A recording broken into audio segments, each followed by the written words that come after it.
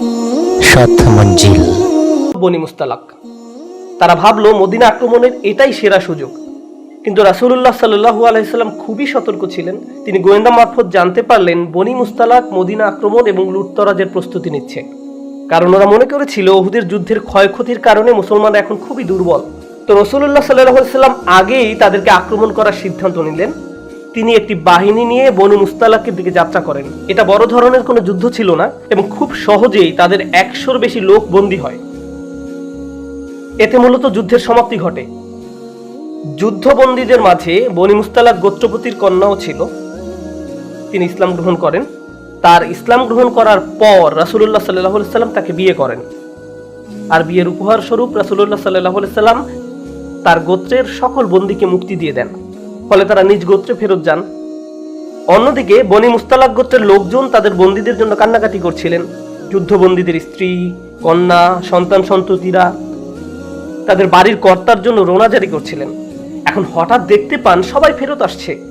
তোমরা ছাড়া পেলে কিভাবে? আমরা বিয়ের উপহার। এই মহানুভবতা দেখে গোটা গোত্র ইসলাম গ্রহণ করে, সবাই শাহাদা গ্রহণ করে।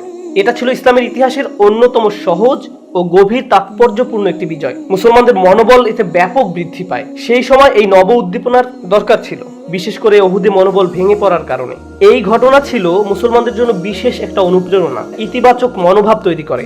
যাই হোক, এই অভিযান থেকে মদিনায় প্রত্যাবর্তনকালে অপ্রত্যাশিত একটি ঘটনা ঘটে। আলোচ্য সূরাটি এই ঘটনার পরিপ্রেক্ষিতে নাজিল হয়। ফেরার পথে এক জায়গায় একটি পানির কূপ ছিল। সবাই পানি নেওয়ার জন্য লাইন ধরলো, আর সারির লোকজন সবাই ছিল মুসলিম সেনাবাহিনীর। মুসলিম সেনাবাহিনী দুই ধরনের লোকজন নিয়ে গঠিত ছিল, মক্কার মুহাজির এবং মদিনার আনসার। আপনাদের জানানোর জন্য বলছি, যদি আরবি না জেনে থাকেন, মুহাজির হলো যারা আল্লাহর সন্তুষ্টির জন্য মক্কা থেকে হিজরত করেছেন। তো তারা তাদের সকল ধন সম্পদ পেছনে ফেলে রাসূলুল্লাহ সাল্লাল্লাহু আলাইহি সাল্লামের প্রতি আনুগত্য দেখিয়ে একেবারে প্রায় নিঃস্ব হয়ে মদিনায় হিজরত করেন। তাই আমরা যখন কাউকে মুহাজির বলি, এটা আসলে খুবই সম্মানজনক একটা উপাধি। বাড়ি ছেড়েছেন, ব্যবসা ছেড়েছেন, কোন কোন ক্ষেত্রে এমনকি তারা তাদের পরিবারও ছেড়েছেন, আর শুধু লা ইলাহা ইল্লাল্লাহু মুহাম্মাদুর রাসূলুল্লাহ এর কারণে। পানির জন্য দাঁড়ানো এই সারির কিছু মানুষ ছিলেন মুহাজিরদের অন্তর্ভুক্ত, আর অন্যরা ছিলেন আনসার। আর আনসার হলেন মদিনার অধিবাসী, যারা মুহাজিরদের অকল্পনীয় সাহায্য করেছিলেন। আরবিতে মুসাইদ অর্থ যিনি সাহায্য করেন, কিন্তু আরবি আর নাসের অর্থ যিনি বড় ধরনের সাহায্য করেন, ব্যাপক সাহায্য। মদিনার আনসাররা মক্কা থেকে আগত মুহাজিরদের অকল্পনীয় সাহায্য করেছিলেন। তারা তাদের থাকার জায়গা দিয়েছেন। তারা নিজেরাও তেমন ধনী ছিলেন না, কিন্তু তারপরেও তারা মুহাজিরদের সাথে বাড়ির জায়গা শেয়ার করেছেন, জীবিকা শেয়ার করেছেন।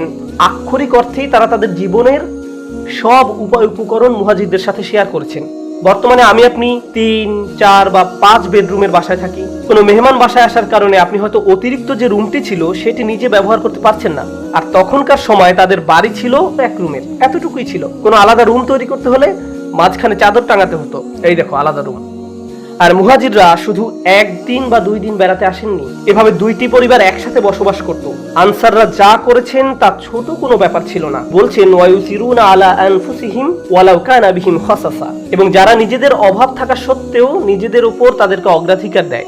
যদিও তাদের ক্ষুধা তাদেরকে কষ্ট দিচ্ছে, তারা শুধু 1 বার বা 2 বার ক্ষুধায় কষ্ট পেয়েছেন এমন নয়। তো যাই হোক, মুহাজির এবং আনসারদের কিছু লোক পানির জন্য লাইনে দাঁড়িয়ে আছেন। সে সময় মক্কার এক মুহাজির, যার নাম ছিল জাহজাহ, মজার একটা নাম, জাহজাহ। তিনি ছিলেন হযরত উমরের দাস। তিনি লাইনে দাঁড়ানো অবস্থায় মদিনার খাজরাজ গোত্রের এক সদস্যের সাথে তর্কে জড়িয়ে পড়েন, যার নাম ছিল সিনান ইবনে উবার। জাহজাহ এবং সিনান পরস্পর ঝগড়ায় জড়িয়ে পড়েন এবং এক পর্যায়ে জাহজাহ সিনানকে লাথি মারেন, সজোরে লাথি। এর ফলে আনসার সাহাবী সিনান খুবই মনক্ষুণ্ণ হয়ে পড়েন। তুমি মক্কা থেকে এসেছো আর আমার সাথে এমন করছো? তুমি আমার সাথে এমনটি করতে পারো না। তিনি চিৎকার করে আনসারদের ডাক দিলেন, ইয়া মা'আশারাল আনসার। তিনি চিৎকার করে আনসারদের ডাক দিলেন। আরেক বর্ণনা এসেছে ইয়া আল আনসার, অর্থাৎ হে আনসারীরা, মদিনার আনসাররা, এদিকে আসো, দেখো এই লোক আমার সাথে কি করছে। অন্যদিকে জাহজাহ বলল, ও তুমি আমার বিরুদ্ধে তোমার দলবল ডাকছো? আমারও দলবল আছে। তিনি বলে উঠলেন, ইয়া আল মুহাজিরিন। ক্যাম্পের সকল মুহাজির তার পেছনে এসে জড়ো হলো। যেটা শুরুতে ছিল মাত্র 2 ব্যক্তির ঝগড়া, একটু পরেই তা 2 দলের ঝগড়ায় পরিণত হলো। সবাই মারামারি করার জন্য প্রস্তুত, কারণ তারা সবাই লম্বা ভ্রমণে ক্লান্ত এবং ঠিকমতো চিন্তা করতে পারছিলেন না। আলোচনা সামনে আগানোর পূর্বে এই ব্যাপারটাতে একটু ফোকাস করতে চাই। কোত্থেকে উদয় হলো? যখন আপনি লা ইলাহা ইল্লাল্লাহ বলেন, আপনার জাতীয়তা এখন আর মুখ্য কোনো বিষয় নয়, আপনি কোন গোত্রের সেটাও মুখ্য বিষয় নয়, আপনি কোন ভাষায় কথা বলেন তাও মুখ্য বিষয় নয়। এখন অন্য একজন মানুষের সাথে আপনার সম্পর্ক নির্ধারিত হয় এই সব কিছুর চাইতেও গুরুত্বপূর্ণ একটি বিষয় দিয়ে, তা হলো লা ইলাহা ইল্লাল্লাহ। আর সাহাবারা এটা জানতেন। ব্যাপারটা এমন নয় যে তারা বুঝতেন না। অন্য একজন মুসলমানের সাথে আমাদের যে ঈমানের বন্ধন রয়েছে সেটাই আমাদের জীবনের একমাত্র বন্ধন নয়। আমাদের গোত্রীয় বন্ধন রয়েছে, দেশ হিসাবে আমাদের একটি পরিচয় আছে, আমাদের ভাষাগত এবং জাতিগত পরিচয় রয়েছে। এখন আপনি যদি বাংলাদেশি হয়ে থাকেন আর একজন বাংলাদেশি আপনার কাছে এসে বসে এবং আপনারা দুজন কথা বলতে শুরু করেন, এতে কোনো সমস্যা নেই, কারণ ভাষাগত দিক থেকে আপনাদের মাঝে একটা বন্ধন রয়েছে, এটা প্রাকৃতিক। আপনি যদি নিউ ইয়র্ক সিটিতে যান, দেখবেন গোটা অঞ্চল ম্যান্ডারিন ভাষায় অধ্যুষিত, এমনকি দোকানের সাইনবোর্ড গুলো চাইনিজ ম্যান্ডারিন ভাষায় লেখা। অন্য প্রতিবেশী অঞ্চল পাবেন যা গ্রিক অধ্যুষিত, আবার কোনো কোনো অঞ্চল সম্পূর্ণ আরব অধ্যুষিত, আবার কোনো কোনো পাড়া শুধু আরব নয় বরং ইয়েমেনি অধ্যুষিত, কেউ পাঞ্জাবি আবার কেউ সম্পূর্ণ বাংলাদেশি। এমনটা হয় কারণ প্রকৃতিগতভাবে মানুষ পরিচিত মানুষদের কাছাকাছি থাকতে পছন্দ করে। আমরা মানুষ, তাই এমন আচরণ করি। আল্লাহ আমাদের এভাবে তৈরি করেছেন। ওয়াজআলনাকুম শুউবান ওয়া ক্বাবাইলা লিতাআরাফু। তিনি তোমাদের জাতি এবং গোত্রে বিভক্ত করেছেন যেন তোমরা একে অপরকে চিনতে পারো। এখন আমি আপনাদের যে ব্যাপারটার উপর ফোকাস করতে বলবো তা হলো, সে সময় ওই দুইজন সাহাবী যে নাম ধরে নিজ নিজ দলের লোকজনকে আহ্বান করেছিল তা আসলে কোনো জাতিগত নাম ছিল না। এভাবে বলা হয়নি ইয়া আহলাল মক্কা বা ইয়া আহলাল ইয়াসরিব, হে মক্কার মানুষেরা বা মদিনার মানুষেরা। তারা ব্যবহার করেছেন মুহাজিরিন এবং আনসার শব্দদ্বয়। জাতিগত উৎপত্তির সাথে কোনো সম্পর্ক নেই, জাতীয়তার সাথেও এর কোনো সম্পর্ক নেই। এই দুই শব্দের সাথে অঞ্চলগত কোনো সম্পর্কও নেই। সম্পর্ক আসলে অবদানের সাথে। অবদানের উপর ভিত্তি করেই কেউ মুহাজির আর কেউ আনসার। মুহাজিরদের অবদান হলো তারা হিজরত করেছেন। তো আমি যে বিষয়টা বুঝাতে চাচ্ছি তা হলো, তারা যে দুটি শব্দ ব্যবহার করেছেন তা মূলত খুবই সুন্দর দুটি শব্দ। এই মানুষগুলোর মহত্ব বর্ণনা করতে গিয়ে আল্লাহ এই শব্দগুলো কোরআন মাজিদে ব্যবহার করেছেন। এগুলো ছোট কোনো শব্দ নয়, যে কোনো জাতির মর্যাদার চাইতেও এই শব্দগুলোর মর্যাদা অনেক বেশি। একদিকে এখানে মারামারি লেগে যাওয়ার একটা সম্ভাবনা তৈরি হয়েছে, আবার অন্যদিকে এখানে একটি সৌন্দর্য পরিলক্ষিত হয়। মক্কার সাহাবীরা নিজেদেরকে মক্কার মানুষ হিসেবে দেখার পরিবর্তে প্রথমে মুহাজির হিসেবে দেখলেন। মদিনার সাহাবীরা নিজেদেরকে মদিনার মানুষ হিসেবে দেখার পরিবর্তে প্রথমে আনসার হিসেবে দেখলেন। কিন্তু মাথায় একটা কিছু বলছে, তোমরা বাহিরের অঞ্চল থেকে এসেছো আর আমরা তোমাদের সাহায্য করেছি, তুমি আমাকে এভাবে লাথি দিবে? গোত্রীয় প্রথার কিছু একটা তখন মাথাচাড়া দিয়ে উঠেছিল। এই ঘটনার কথা রাসূলুল্লাহ সাল্লাল্লাহু আলাইহি সাল্লামকে জানানো হলো। তিনি বললেন, দাউহা, পরিত্যাগ করো, পরিত্যাগ করো। ফা ইন্নাহা কালিমাতুন মুমতিনা, এটা একটা মুমতিনা শব্দ। মুমতিনা অনুবাদ করা কিছুটা কঠিন। ইবনে মানজুরের লিসানুল আরব গ্রন্থে এর অনুবাদ করা হয়েছে, লিসানুল আরব গ্রন্থে এর অনুবাদ করা হয়েছে রাইহা আল কারিহা, বিরক্তিকর দুর্গন্ধ, ঘৃণিত গন্ধ। রাসূলুল্লাহ সাল্লাল্লাহু আলাইহি সাল্লাম বলেছেন, তারা যে শব্দগুলো ব্যবহার করেছে তা নিদারুণ দুর্গন্ধযুক্ত। ত্যাগ করো। যখন কোনো কিছুর দুর্গন্ধ ছড়িয়ে পড়ে আমরা তার থেকে দূরে সরে পড়ি, এমন একটি চিত্র এই রাসূলুল্লাহ সাল্লাল্লাহু আলাইহি সাল্লামের কথা থেকে পাওয়া যায়। এখানে যে শব্দগুলো ব্যবহার করা হয়েছে তা এতই দুর্গন্ধযুক্ত যে এখান থেকে দূরে সরে পড়ো, একে প্রশ্রয় দিও না, এর কাছেও যেও না, এটা নিয়ে আর কথাও বলতে যেও না। তারা কি কোনো খারাপ শব্দ ব্যবহার করেছে? তারা কি কোনো মন্দ ভাষা ব্যবহার করেছে? তারা খুবই সুন্দর দুটি শব্দ ব্যবহার করেছে। এই শব্দগুলো কোরআনে উল্লেখ করা হয়েছে। কোরআনে আল্লাহ তাআলা এই মানুষগুলোর প্রশংসা করেছেন, আর এগুলো কোরআনের সবচেয়ে সুন্দরতম উপায়ে ব্যবহার করা হয়েছে। কিন্তু তারপরও আল্লাহ রাসূল সাল্লাল্লাহু আলাইহি সাল্লাম এগুলোকে নিদারুণ দুর্গন্ধযুক্ত বলেন, যা থেকে তোমাদের দূরে সরে যাওয়া উচিত। এখান থেকে আমরা আমাদের দিন সম্পর্কে খুবই শক্তিশালী একটা ব্যাপার শিখছি। সেটা হলো শুধু ভালো শব্দের ব্যবহার নয়, বরং শব্দগুলো কোন নিয়তে ব্যবহার করা হচ্ছে। আপনি শ্রেষ্ঠ শব্দ ব্যবহার করতে পারেন, বরং শব্দগুলো কোন নিয়তে ব্যবহার করা হচ্ছে। আপনি শ্রেষ্ঠ শব্দ ব্যবহার করতে পারেন, কিন্তু এই শ্রেষ্ঠ শব্দ যখন বিভক্তি তৈরি করার কাজে ব্যবহার হয়, যখন এগুলো দিয়ে দলাদলির একটি ভাবধারা জাগিয়ে তোলা হয়, আমরা এইদিকে তোমরা ওইদিকে, এভাবে কোন্দল সৃষ্টি করা হয়, তখন শ্রেষ্ঠ শব্দও নিদারুণ দুর্গন্ধযুক্ত শব্দে পরিণত হতে পারে। বরং এই শব্দগুলো উচ্চারণের পেছনে কি কারণ বর্তমান ছিল তা গুরুত্বপূর্ণ। আমাদের বোঝার জন্য বলছি, বিভিন্নভাবে আলহামদুলিল্লাহ বলা যায়। কেউ আপনাকে জিজ্ঞেস করলো দিনকাল কেমন যাচ্ছে, সুন্দরভাবে বললেন আলহামদুলিল্লাহ। অন্য একদিন কেউ জিজ্ঞেস করলো দিনকাল কেমন যাচ্ছে, আমি অনেক সমস্যার মধ্যে দিয়ে যাচ্ছি, তারপরও আলহামদুলিল্লাহ বলা উচিত, আলহামদুলিল্লাহ। আপনি যখন কাউকে সালাম দিবেন তখন আপনার মাঝে কোনো বিতর্ক থাকে না। সালাম দেওয়ার মাধ্যমে আপনি আসলে বলছেন আমার এবং আপনার মাঝে শান্তি বজায় আছে। আর আমি আশা করি আপনার জীবনের সবকিছুতেই শান্তি বজায় থাকুক। আমি দোয়া করছি আল্লাহ আপনার উপর শান্তি বর্ষিত করুন। আমরা ভালো আছি এবং আমাদের মাঝে কোনো সমস্যা নেই। আপনি যখন কাউকে মেজাজ খারাপ করে সালাম দেন, সেটা শান্তিপূর্ণ নয়, এটা নোংরা সালাম। সুন্দর একটি শব্দ, কিন্তু ব্যবহার করা হয়েছে দুর্গন্ধযুক্ত উপায়ে। রাসূলুল্লাহ সাল্লাল্লাহু আলাইহি সাল্লাম এই ব্যাপারটাতেই ফোকাস করেছিলেন। ইন্নাহা কালিমাতুন মুনতিনা, এখানেই ঘটনার সমাপ্তি হয়নি। কিন্তু এখান থেকে যে ব্যাপারটি আমাদের উপলব্ধি করা প্রয়োজন, আমাদের মুসলমানদের বিভিন্ন সংগঠন সমাজে বিভিন্ন ধরনের অবদান রেখে চলছে। আপনি হয়তো বাইয়েনা ক্যাম্পাসে বসে বসে কোনো খুতবা শুনছেন। বাইয়েনা একটি নাম মাত্র, এটা একটা লেবেল। এছাড়াও যুক্তরাষ্ট্রে আরও মুসলিম শিক্ষা প্রতিষ্ঠান রয়েছে, যেমন জাইতুনা, আল মাগরিব, মিশকাত বিশ্ববিদ্যালয়। এছাড়াও বিশ্বের নানা প্রান্তে আরও বিশ্ববিদ্যালয় রয়েছে যারা বিভিন্নভাবে মুসলমানদের শিক্ষা দিয়ে যাচ্ছেন। দাওয়ার সংগঠন আছে, রিলিফ দেওয়ার সংগঠন আছে। উদাহরণস্বরূপ আমাদের আমেরিকাতে অনেকগুলো 4 অক্ষরের সংগঠন রয়েছে, ইসনা, ইকনা। 3 অক্ষরের সংগঠন আছে, যেমন ম্যাস ইত্যাদি। আমাদের এত সব সংগঠন দেখে অনেক মানুষ এভাবে বলে ওঠে, আমাদের এত বেশি সংগঠন কেন? মুসলমানদের তো এক থাকার কথা, আমাদের একটা মাত্র সংগঠন থাকা উচিত। অথচ এমনকি কোরআনেও আল্লাহ কি মুসলমানদের মুহাজির এবং আনসার নামক 2টা লেভেল দ্বারা আলাদা করেছেন? হ্যাঁ, করেছেন। তাদের অবদানের উপর ভিত্তি করে তিনি এটা করেছেন। এই সকল সংগঠনের কাজের জায়গা এবং ক্ষেত্র ভিন্ন ভিন্ন। আমরা খুবই ভাগ্যবান যে আমরা এমন একটি শহরে বাস করছি যেখানে শত শত মসজিদ রয়েছে। আমরা যদি সবাই একটি সংগঠনের আন্ডারে কাজ না করে থাকি, কি হয়েছে তাতে? এতে কি হয়েছে যদি কিছু মানুষ কোনো একটি দোকানের সামনের অংশে নামাজ পড়া শুরু করে, পরে ধীরে ধীরে সেখানে একটি মসজিদ গড়ে ওঠে? আমেরিকাতে অনেক মসজিদ এভাবেই গড়ে উঠেছে। এই মসজিদগুলো একে অন্যের সাথে প্রতিযোগিতায় লিপ্ত নয়। আপনি যদি কোনোটাতে ভলান্টিয়ার হয়ে থাকেন, আপনি এখন সেই মসজিদের অংশ, আপনি ভালো কিছুর অংশ, আর এটা বিভক্তি নয়।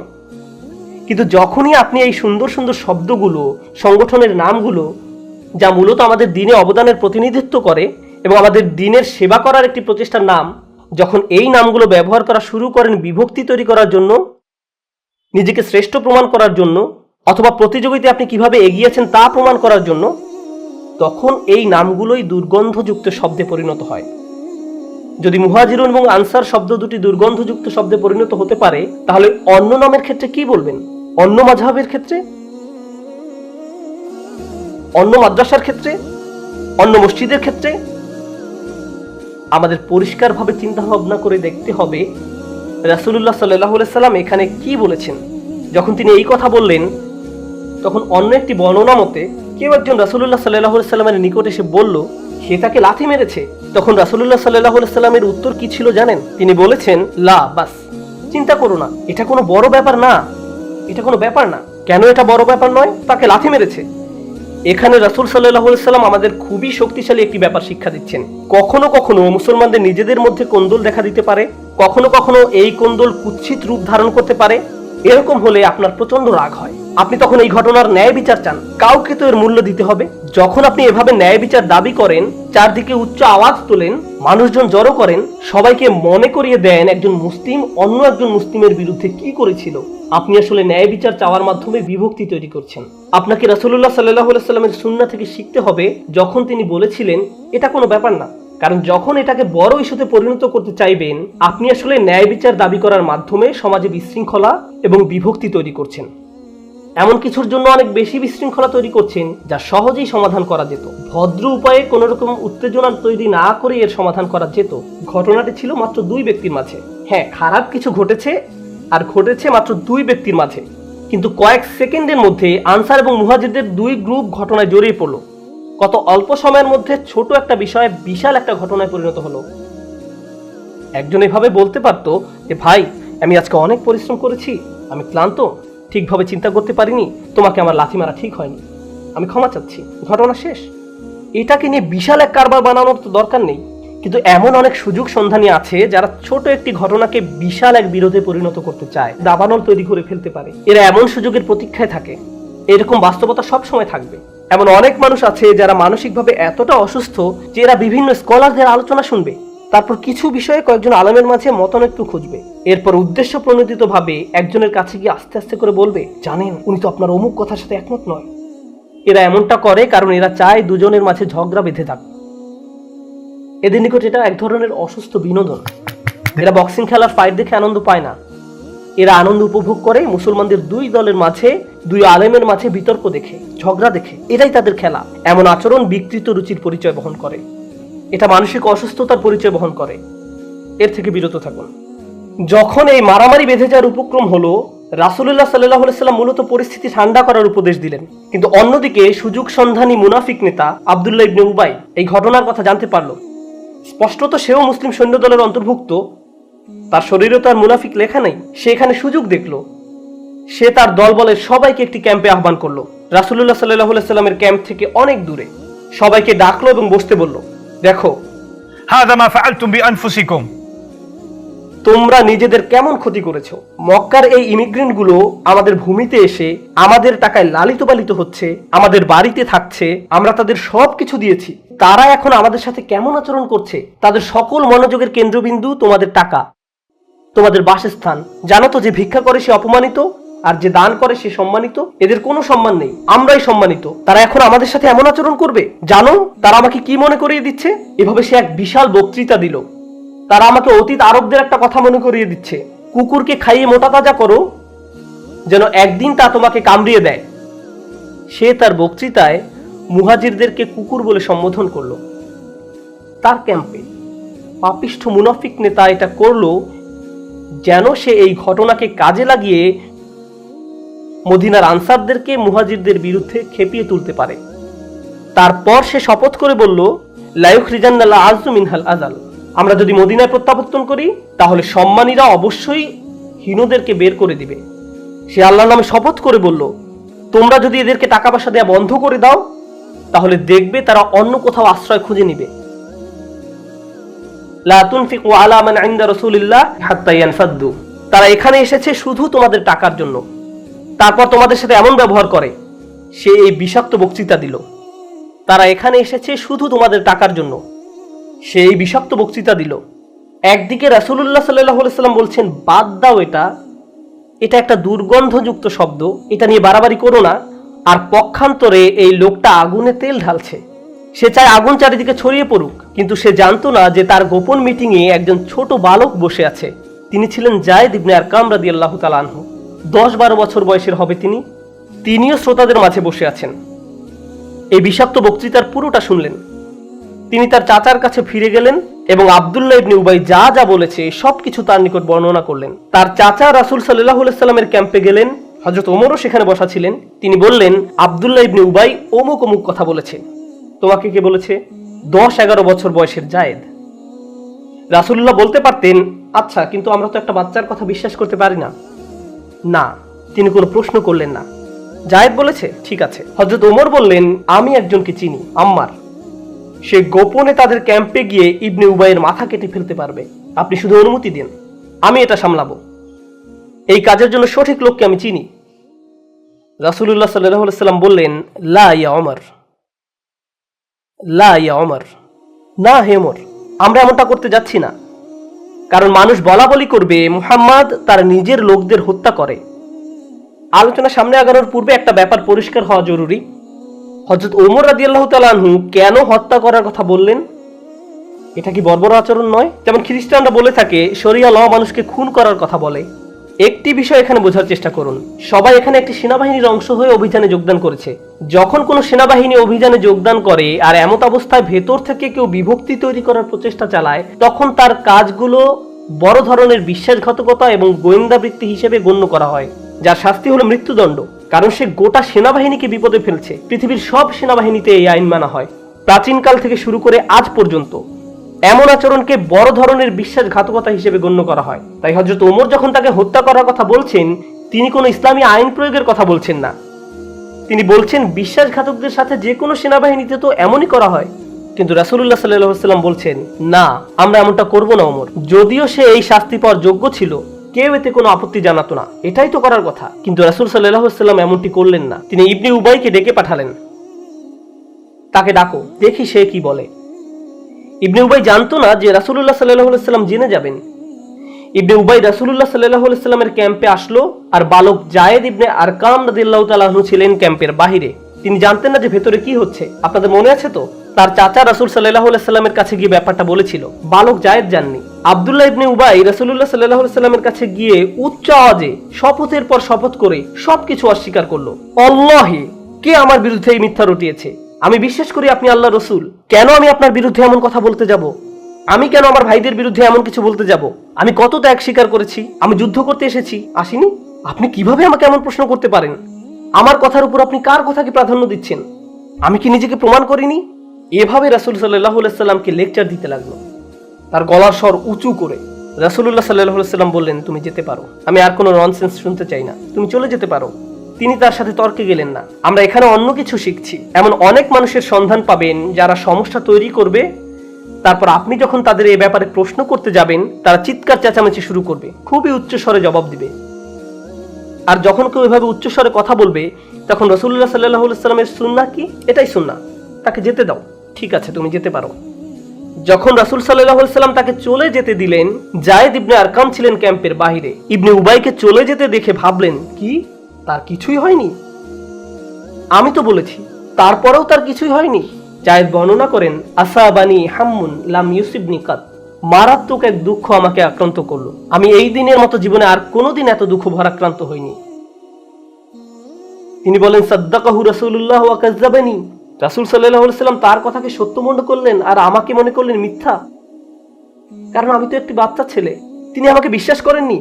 কিন্তু এখানে আসল ব্যাপারটা তা নয়। আসল ব্যাপার হলো রাসূলুল্লাহ সাল্লাল্লাহু আলাইহি সাল্লাম জায়েদের কথা শোনা মাত্রই বিশ্বাস করেছিলেন, কিন্তু জায়েদ ব্যাপারটা জানতেন না। এরপর তিনি বলেন, আমি আমার তাঁবুতে ফিরে গেলাম এবং শুয়ে শুয়ে কাঁদতে লাগলাম। শিশুটি শুয়ে শুয়ে কাঁদতে লাগলো। এদিকে জায়েদের মনে কি হচ্ছে রাসূলুল্লাহ সাল্লাল্লাহু আলাইহি সাল্লাম তা জানতেন না। তারপর আল্লাহ সুবহানাহু ওয়া তাআলা সূরাতুল মুনাফিকুন অবতীর্ণ করেন। এই খুতবা সূরাতুল মুনাফিকুন নিয়ে আল্লাহ আযজা ওয়া জাল্লা সূরা মুনাফিকুনের 2 আয়াতে জায়েদের কথা হুবহু উদ্ধৃতি করেছেন। জায়েদ তার চাচার কাছে গিয়ে বলেন, তার চাচা রাসূল সাল্লাল্লাহু আলাইহি সাল্লামের কাছে গিয়ে বলেন, তারা বলেছে, লা ইর রাজানা ইলাল মাদিনাতি লা ইখরাজান্নাল আ'আযু মিনহাল আযাল। এটা হলো আব্দুল্লাহ ইবনে উবাইয়ের কথা। আমরা যদি মদিনায় প্রত্যাবর্তন করি, তাহলে সম্মানীরা অবশ্যই হীনদেরকে সেখান থেকে বহিষ্কার করবে। আর কুরআন বলছে, ইয়াকুলুনা লা ইর রাজানা ইলাল মাদিনাতি লা ইখরাজান্নাল আ'আযু মিনহাল আযাল ওয়ালিল্লাহিল ইজ্জাতু ওয়া লিরাসূলিহি ওয়াল মুমিনিন। সুবহানাল্লাহ, হুবহু জায়েদের বর্ণিত এই কথা কোরআনে এসেছে। সে জানিয়েছিল, মুনাফিকরা আরো বলেছে, রাসূলের সঙ্গী সাথীদের জন্য অর্থ ব্যয় করো না, লা তুনফিকু আলা মান ইনদা রাসূলিল্লাহ হাত্তা ইয়ানফাদ্দু। আয়াত এসে গেল, হুমুল্লাযীনা ইয়াকুলুনা লা তুনফিকু আলা মান ইনদা রাসূলিল্লাহ হাত্তা ইয়ানফাদ্দু। যখন রাসূলুল্লাহ সাল্লাল্লাহু আলাইহি ওয়াসাল্লামের নিকট সূরা অবতীর্ণ হলো, তিনি জায়েদকে ডাকতে বললেন। সে একা একা কাঁদছিল। তিনি জায়েদকে ডাকলেন, বসতে বললেন, তার হাঁটুর উপর হাত রাখলেন, তারপর বললেন, লাকাদ সাদাকাল্লাহ, অর্থাৎ আল্লাহ তোমাকে সত্যবাদী প্রমাণ করেছেন। তিনি জায়েদের নিকট সম্পূর্ণ সূরা তিলাওয়াত করে শোনালেন। 11 বছরের এই বাচ্চার নিকট অন্য কেউ এই সূরা শোনার পূর্বে জায়েদ শুনল। এই সূরার অসংখ্য উদ্দেশ্য রয়েছে। এর অন্যতম একটি অন্তর্নিহিত উদ্দেশ্য হলো এই শিশুর মন ভালো করে দেয়া। এই শিশু যে ঘটনার কথা জানিয়েছিল, এই সূরার ভেতরে শিক্ষার পর শিক্ষা। সুবহানাল্লাহ, এই সূরার ভিতরে শিক্ষার পর শিক্ষা, শিক্ষার পর শিক্ষা রয়েছে, এবং এই গভীর তাৎপর্যপূর্ণ ছোট্ট ঘটনার ভেতরে। আর সূরার আয়াত সংখ্যা মাত্র 11। উপসংহারে এসে যে বিষয়টার উপর জোর দিতে চাই তা হলো, এই সম্পূর্ণ ঘটনাটি একটি বিষয়বস্তু দ্বারা সংযুক্ত, আর তা হলো অন্তরের কোমলতা। বিশ্বাসীদের ভাই ভাই হয়ে থাকার কথা, ইন্নামাল মুমিনুনা ইখওয়াহ। কিন্তু এই ভ্রাতৃত্ববোধ ধ্বংস করে দেয়া খুবই সহজ, খুব সহজ। বেশি কিছু লাগে না। কখনো কখনো এমনকি গালি দেওয়ারও দরকার হয় না। ভালো শব্দও যদি খারাপ ইঙ্গিতে বলা হয়, আল্লাহ আমাদের অন্তরে যে জিনিসটি দিয়েছেন, ফাআল্লাফা বাইনা কুলুবিকুম, তোমাদের পরস্পরের অন্তরে তিনি যে ভালোবাসা তৈরি করে দিয়েছেন, অনেক যত্ন দিয়ে এর সংরক্ষণ করতে হবে। বিশেষ করে এই কথা তাদের জন্য অনেক বেশি প্রযোজ্য যারা যে কোনোভাবে দিনের সেবা করে যাচ্ছেন। আপনি হয়তো স্বেচ্ছাসেবামূলক কাজ করছেন, কোনো ইসলামী সংগঠনের সদস্য হয়ে কাজ করছেন, তখন আপনাকে অনেক বেশি সতর্ক থাকতে হবে যেন আপনারা একটি গ্যাংয়ে পরিণত না হন যারা অন্যদের সম্মানহারি করে কথা বলে। অতিরিক্ত সতর্ক থাকতে হবে। আপনি যদি এই কোমলতা উপলব্ধি করতে পারেন, তাহলে পরবর্তী পর্যায়ের স্পর্শকাতর বিষয়টিও উপলব্ধি করতে পারবেন। আর তা হলো, আমরা এমনকি শিশুদের কথাকেও ফেলে দেই না। শিশুদের প্রতি আমরা তাদের অবজ্ঞা করি না। তারা আল্লাহর এক আশীর্বাদ। বর্তমানে কেউ বক্তব্য দেওয়ার সময় শ্রোতাদের মাঝে যদি কোনো শিশু থাকে, আমরা বলে উঠি, আপনারা কি একটু দয়া করে বাচ্চাদের নীরব রাখতে পারবেন? তাদেরকে কি অন্য কোনো রুমে রাখা যায় না? Sound proof, bullet proof, oxygen proof কোনো জায়গায় কি তাদের রাখা যায় না? এমনকি শ্রোতাদের মাঝে কোনো শিশু থাকলে অনেক সময় বক্তাও বড়রা আলোচনা বুঝলো কিনা তার চেয়েও বেশি উদ্বিগ্ন থাকে বাচ্চারা যেন কোনো শব্দ না করে। এটা নিয়েই তিনি চিন্তিত থাকেন। আর এই সম্পূর্ণ ঘটনাটি ঘটছে বালক জায়েদের অবদানের উপর নির্ভর করেই। তার অবদানের উপর। আমাদের শিশুদের অবদানকে ছোট করে দেখবেন না, তাদের মূল্য অস্বীকার করবেন না। তাদেরকে মসজিদে নিয়ে আসবেন, নিজেদের পাশে বসিয়ে খুতবা শোনাবেন, আর এটাকে ছোট করে দেখবেন না। বাচ্চাদের নিয়ে আসলে তাদের পাশে বসুন, তাদেরকে তাদের মতো ছেড়ে দিবেন না, তাদের পাশে বসুন এবং তাদেরকে মসজিদে বসার আদব শিক্ষা দিন। কোনো দার্সে গেলে তাদের সাথে করে নিয়ে যান। হয়তো আলোচনার কিছু অংশ তাদের মাথায় জমা থাকবে এবং 15 বছর পরে তাদের জীবনে কাজে লাগাবে। আপনি জানেন না কোনটা তার মাথায় থাকবে। আল্লাহ আজ্জা ওয়া জাল্লা আমাদেরকে একে অন্যের প্রতি কোমল করে দিন এবং আমরা যেন অন্য ভাইয়ের সাথে পরিষ্কার মন নিয়ে আচরণ করতে পারি। আল্লাহ আজ্জা ওয়া জাল্লা আমাদেরকে তাদের অন্তর্ভুক্ত না করুন যারা ভুলে যায় দিনের প্রতি সত্যিকারের অবদান হলো আল্লাহ আজ্জা ওয়া জাল্লার প্রতি আন্তরিকতা। ভিডিওটি ভালো লাগলে লাইক ও সাবস্ক্রাইব করে পাশে থাকবেন। ধন্যবাদ।